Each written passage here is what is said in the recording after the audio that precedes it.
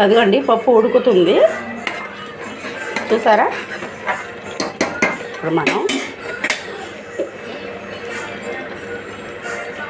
ఒక స్పూన్ కారం,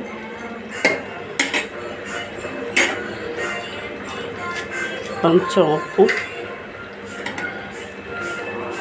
ఇదిగోండి చింతతొక్కు.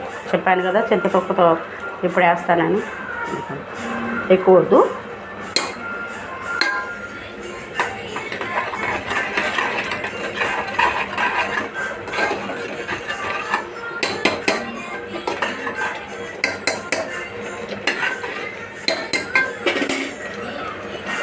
చింతతొక్కు ఇక్కడ అడ్డం లేకుండా చేద్దాం. చూసారు కదా, అంతే అండి. చింతతొక్కు కూడా రెడీ అయిపోయింది. చింతతొక్కు పప్పు.